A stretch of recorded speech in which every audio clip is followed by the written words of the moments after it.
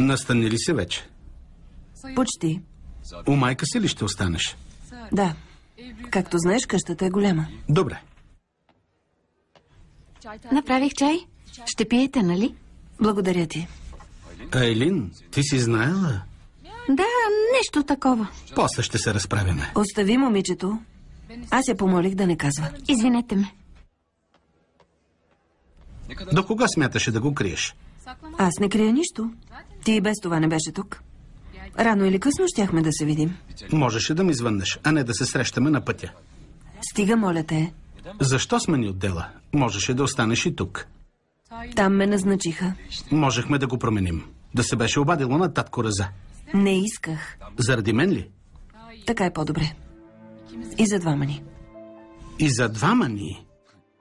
Но ти сама си взела това решение. Прекрасно. Мурат, не започвай пак. Какво да не започвам, а?